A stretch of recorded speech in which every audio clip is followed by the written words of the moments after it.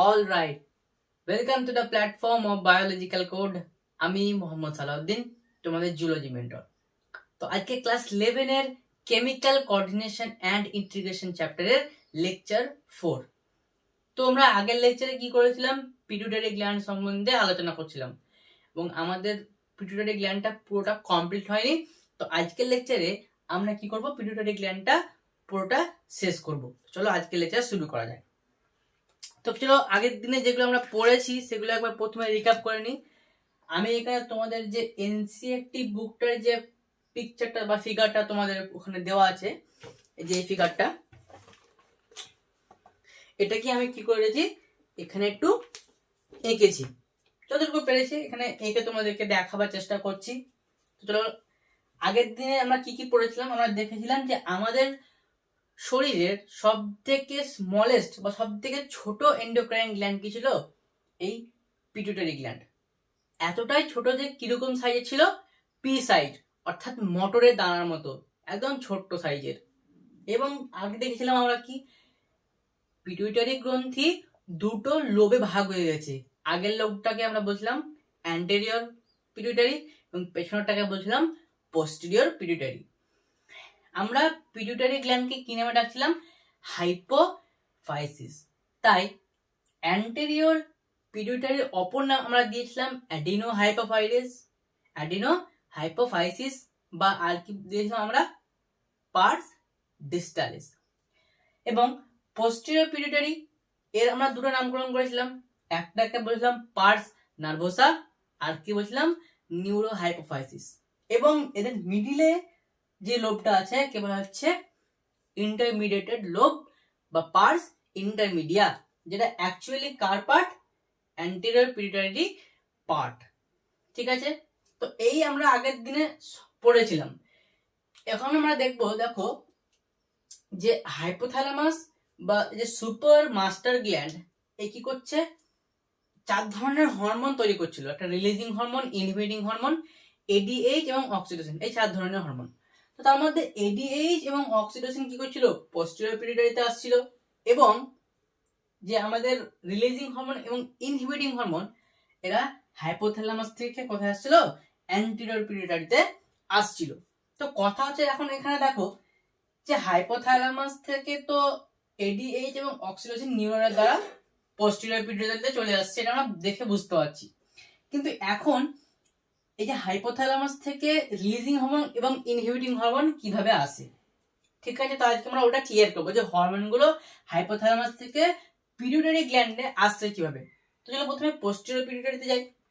তো আমার এখানে দুটো হরমোন তৈরি হয়, তাই তো, একটা থাকে এডিএইচ, কি থাকে এডিএইচ বা যাকে আমরা বলি ভেসোপ্রেসিন, এবং আরেকটা থাকে অক্সিটোসিন, এখানে অক্সি বলে রাখলাম। তো এখান থেকে এডিএইচ এবং অক্সিটোসিন কি হচ্ছে, নিউরনের দ্বারা, পুরোটা দেখো নিউরন, হাইপোথ্যালামাস থেকে একটা নিউরন পুরো কি হয়েছে এখানে দেখো পোস্টেরিয়র পিটুইটারিতে আসছে, যার ফলে এডিএইচ এবং অক্সিটোসিন ইজিলি নিউরনের দ্বারা পোস্টেরিয়র পিটুইটারিতে চলে এলো। মানে এখানে এডিএইচ এবং দেখো অক্সিটোসিন চলে এসছে। এটা হচ্ছে তার নার্ভ এন্ডিং, এই যে নিউরন, এটা হচ্ছে তার নার্ভ এন্ডিং।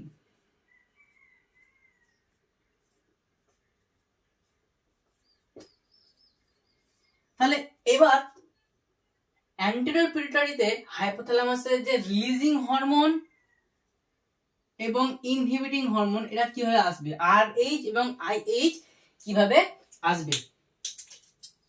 তো এখানে একটা বিশেষ ধরনের সার্কুলেশন হয় অ্যান্টেরিয়র পিটুইটারিতে, ওই হরমোন দুটোকে আনতে একটা বিশেষ ধরনের সার্কুলেশন হয়, যেটা হচ্ছে পোর্টাল সার্কুলেশন।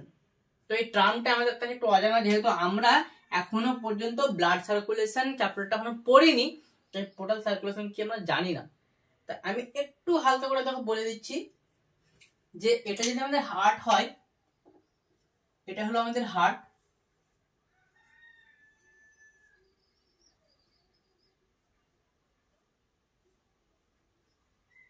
তো হার্ট থেকে যে ভেসেল, এটা হচ্ছে কি ভেসেল, তো যে ভেসেল ব্লাড নিয়ে আসছে কোথায়, অর্গানে, তাকে আমরা বলবো আর্টারি।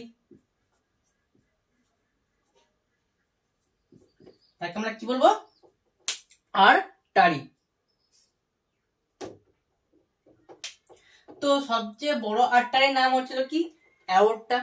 তোমরা এটা বুঝতে পারলাম যে হার্ট থেকে যে ভেসেল ব্লাড নিয়ে আসবে, তাহলে ব্লাড নিয়ে আসবে কোথায়? আমাদের অর্গানে, সেই ভেসেলটাকে আমরা বলবো আর্টারি। এবং যে ভেসেল অর্গান থেকে ব্লাড কোথায় নিয়ে যাবে? হার্টে নিয়ে যাবে, তাকে বলা হবে কি? তাকে বলা হবে ভেন। তাকে কি বলা হবে? তাকে বলা হবে ভেন। তাহলে আর্টারি কি করছে? ব্লাড নিয়ে যাচ্ছে away from heart towards the organ, অর্থাৎ হার্ট থেকে দূরে নিয়ে যাচ্ছে অর্গানের দিকে। এটা হচ্ছে কে? আর্টারি। সবথেকে বড় আর্টারির নাম হচ্ছে অ্যাওর্টা। এবং ভেন কি করছে? রক্ত নিয়ে যাচ্ছে away from organ towards the heart. তাহলে আর্টারি কি করছে আমাদের?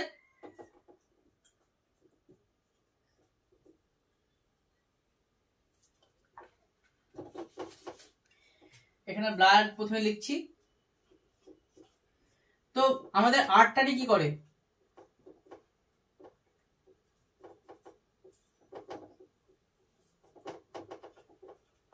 away from heart towards organ, তাই তো? আর ভেন কি করে?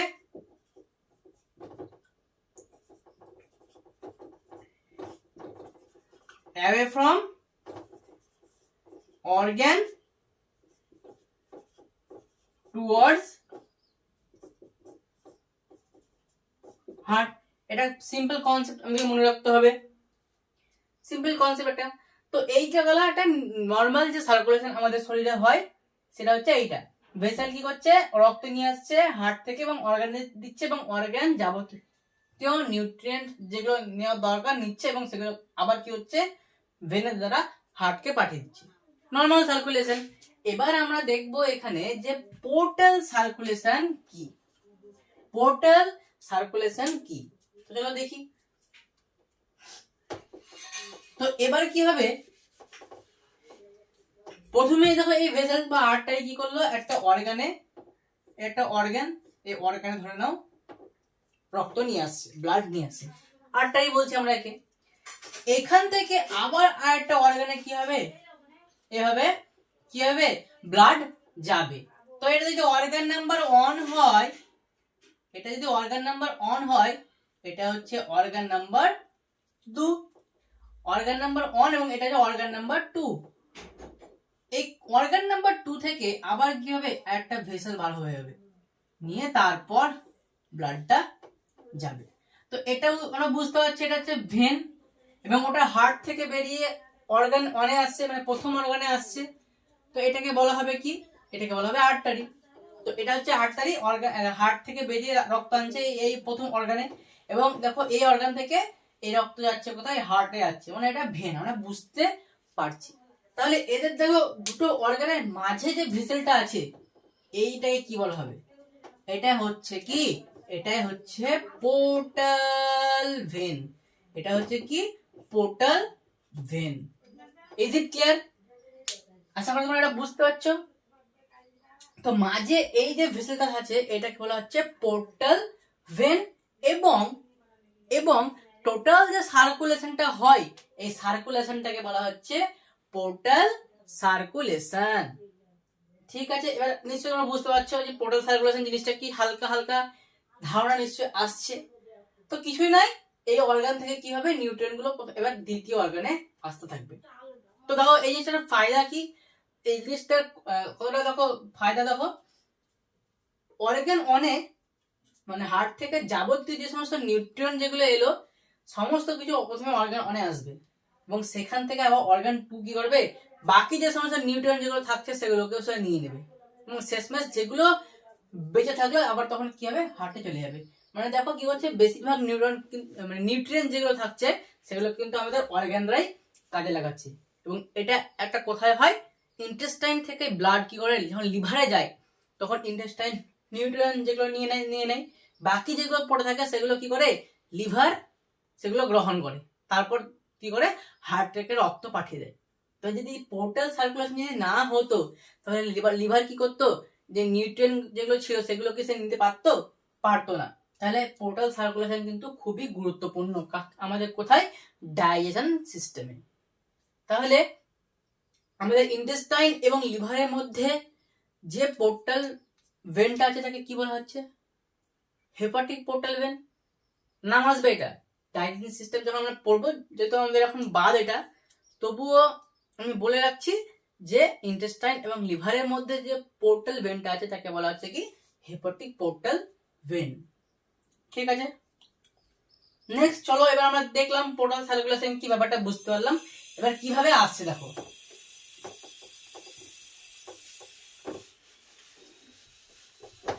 তো এখানে কি হচ্ছে দেখো, আমাদের যে দুটো হরমোন রিলিজিং হরমোন এবং ইনহিবিটিং হরমোন, এরা কি করবে, এই নিউরনের প্রথমে আসবে হাইপোথ্যালামাস থেকে, নিয়ে হাইপোথ্যালামাস কি করবে, হাইপোথ্যালামাস এই যে নিউরনটা তখন কি করবে, রক্তের মধ্যে এই দুই ধরনের রিলিজিং হরমোনকে ছেড়ে দিবে। সেগুলো আবার কি করবে, এই যে ক্যাপিলারিজ বা এই যে ব্লাড ভেসেল যেগুলো, এই যে ভেসেলটা এটা হাইপোথ্যালামাসে দেখো ঢুকছে, তো একে বলা হচ্ছে, একে কি বলা হবে, হাইপোথ্যালামিক আর্টারি। একে কি বলা হবে, হাইপোথ্যালামিক আর্টারি।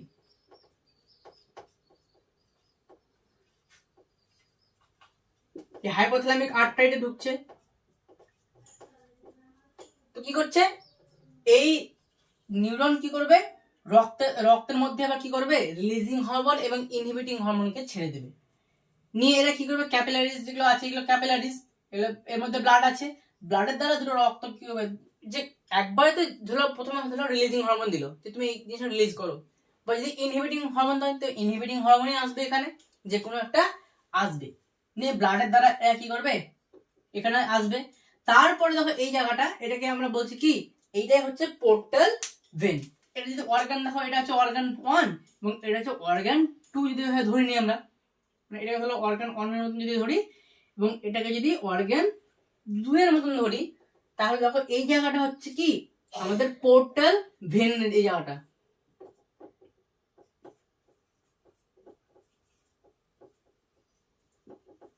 এই জায়গাটা হচ্ছে কি পোর্টাল ভেন।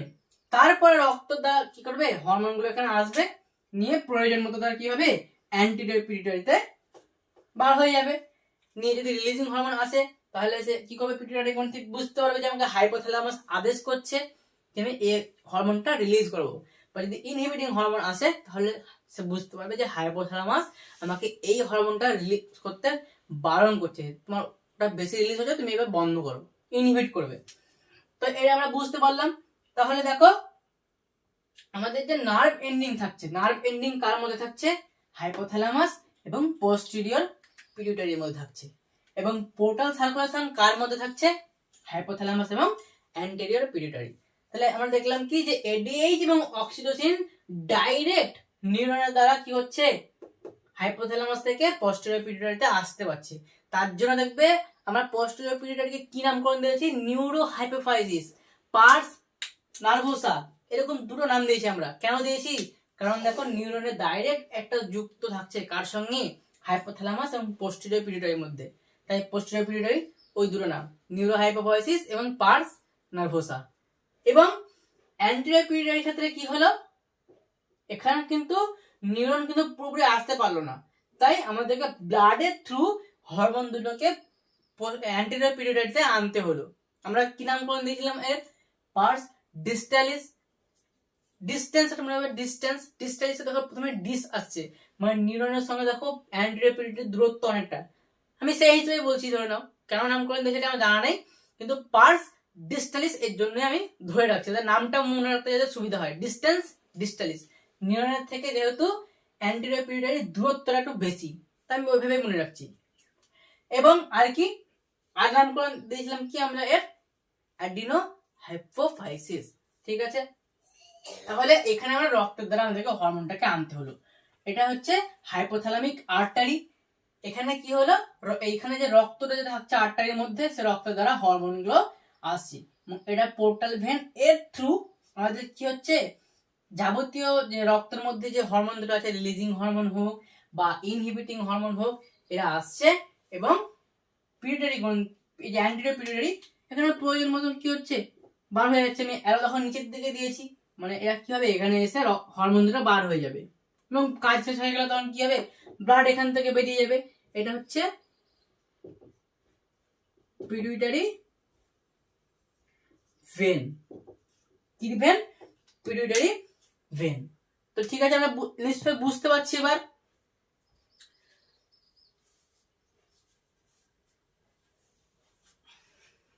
তো দেখো, আশা করি তোমরা ব্যাপারটা পুরোটাই বুঝতে পারলে। আরেকবার আমি বলে দিচ্ছি যে এখানে দেখো নিউরনের থ্রু আসছে এবং এখানে পোর্টাল সার্কুলেশনের থ্রু আসছে। তাহলে নিউরন কার মধ্যে থাকছে? নিউরন থাকছে hypothalamus, between hypothalamus and posterior pituitary, যদি ভুল না হয়, between hypothalamus and PP, posterior pituitary হলো। আর আমাদের পোর্টাল সার্কুলেশন কি কার মধ্যে থাকছে?